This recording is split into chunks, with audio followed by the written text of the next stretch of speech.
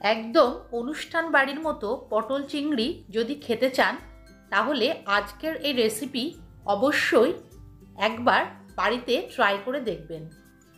এই রেসিপিতে আমি বেশ কিছু উপকরণ ব্যবহার করেছি, যার ফলে এই রেসিপির স্বাদ অনেক গুণ বেড়ে গেছে। পটল চিংড়ির এই রেসিপি জানতে হলে আপনাদের অবশ্যই আমার পুরো ভিডিওটি দেখতে হবে। এই রেসিপির জন্য আমি 250 মতো চিংড়ি মাছ নিয়ে নিয়েছি, আর এই চিংড়িগুলো কুচো চিংড়ির থেকে একটু বড় সাইজের চিংড়ি নিয়েছি। আপনারা এখানে দেখতেই পাচ্ছেন আমি চিংড়ি মাছগুলোকে আগে থেকেই পরিষ্কার করে একটি বোলের মধ্যে রেখে দিয়েছি। এবার চিংড়ি মাছগুলোকে আমি হাফ চামচ মতো নুন আর হাফ চামচ মতো হলুদ দিয়ে একটু মেখে রাখবো।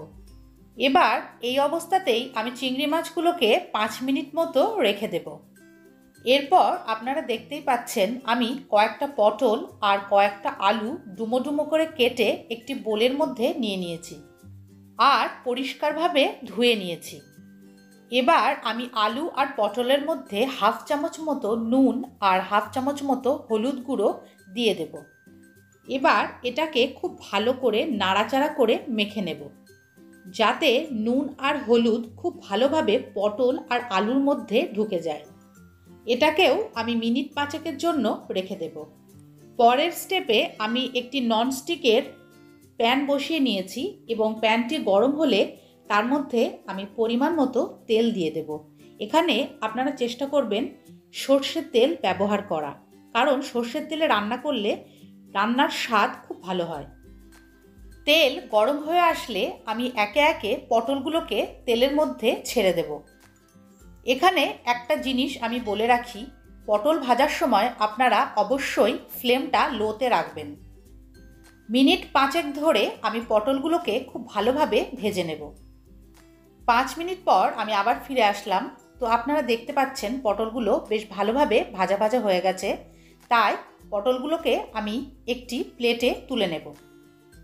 এবার আমি ওই তেলেই যে আলুগুলো কেটে রেখেছিলাম সেগুলো ওর মধ্যে দিয়ে দেব ভালোভাবে ফ্রাই হওয়ার জন্য। প্রথমে লো ফ্লেমে আমি আলুগুলোকে ভালোভাবে ভাজতে থাকবো। যেহেতু আলু সিদ্ধ হতে একটু সময় লাগে, তাই মিনিট 7 জন্য আমি একটি ঢাকনা চাপা দিয়ে দিলাম। 7 মিনিট পর আমি ঢাকনাটা খুলে দেখাচ্ছি। আপনারা দেখতেই পাচ্ছেন আলুগুলো খুব ভালোভাবে ভাজা ভাজা হয়ে গেছে। আলুগুলো একে একে আমি প্লেটে তুলে নেব। আপনারা দেখতেই পাচ্ছেন আলু পটল ভাজা পুরো রেডি।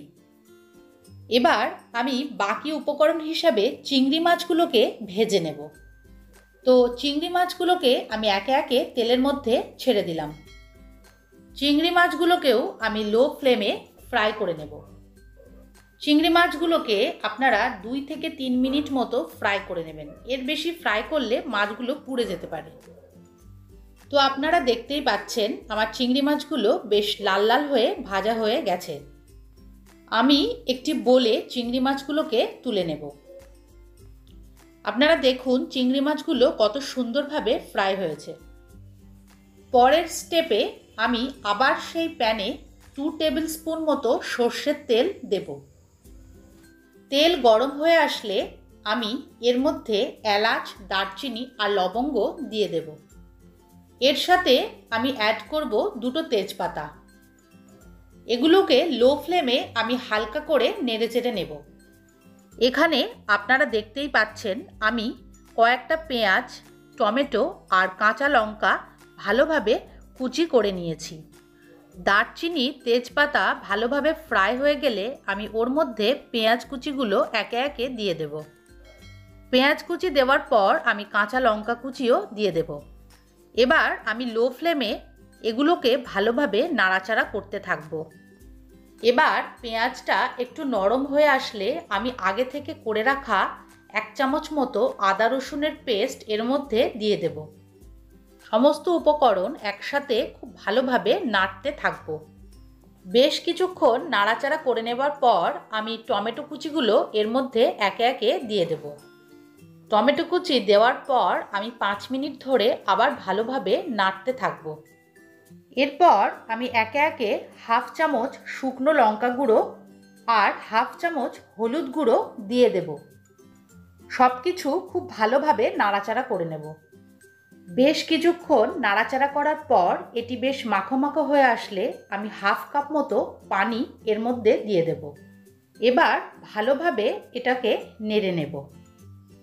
গ্রেভিটা খুব ভালোভাবে করে নেবার জন্য আমি এটিকে লো ফ্লেমেই নাড়তে থাকব। এবার আমি আমার স্বাদ মতো আরও একটু লবণ অ্যাড করলাম। এবার আমি হালকা করে একটু নেড়ে নেব। গ্রেভিটা আরও মাখো মাখো হয়ে আসলে এরপর আমি এর প্রধান উপকরণ হিসাবে 2 চামচ মতো টক দই অ্যাড করব। টক দই অ্যাড করার পর খুব ভালোভাবে এটিকে নেড়ে নিতে হবে, যাতে কোনো প্রকার লাম্পস এর মধ্যে না থাকে। আপনারা দেখতেই পাচ্ছেন টক দই দেওয়ার পর গ্রেভিটা অসাধারণ কালার হয়েছে আর এর থেকে একটা খুব সুন্দর স্মেল বার হচ্ছে। এরপর এই গ্রেভির মধ্যে আমি একে একে পটলগুলো আর আলুগুলো দিয়ে দেব। পটল আলুগুলোকে দেওয়ার পর আমি খুব ভালোভাবে নেড়ে চেড়ে নেব। এখানে আমি মিনিট 5 ধরে পটল আলুগুলোকে নাড়তে থাকব, যাতে গ্রেভিটা খুব ভালোভাবে এর সাথে মিশে যায়।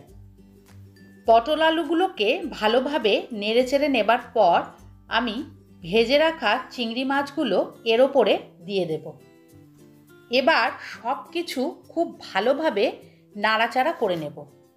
সমস্ত উপকরণ একসাথে দেওয়ার পর এবার আমি বেশ কিছুক্ষণ ধরে এগুলোকে নাড়তে থাকব। সব কিছু নাড়াচাড়া করতে করতে যখন আমি দেখব গ্রেভিটা একেবারেই কমে এসেছে, সেই সময় আমি 1 কাপ মতো পানি এর মধ্যে মিশিয়ে নেব, যাতে আলু পটলগুলো খুব ভালোভাবে সিদ্ধ হয়ে যায়। রান্নার স্বাদ বাড়ানোর জন্য আমি এর মধ্যে 2টো চেরা কাঁচা লঙ্কা দিয়ে দেব আর হাফ চামচ মতো গোলমরিচের গুঁড়ো দিয়ে দেব। সব কিছু যাতে খুব ভালোভাবে হয়ে যায় সেই কারণে আমি 5 মিনিটের জন্য ঢাকনা চাপা দেব। আপনারা দেখতেই পাচ্ছেন ঢাকনা সরিয়ে নেওয়ার পর গ্রেভিটা কি অসাধারণ হয়েছে আর সব কিছু খুব ভালোভাবে সিদ্ধও হয়েছে।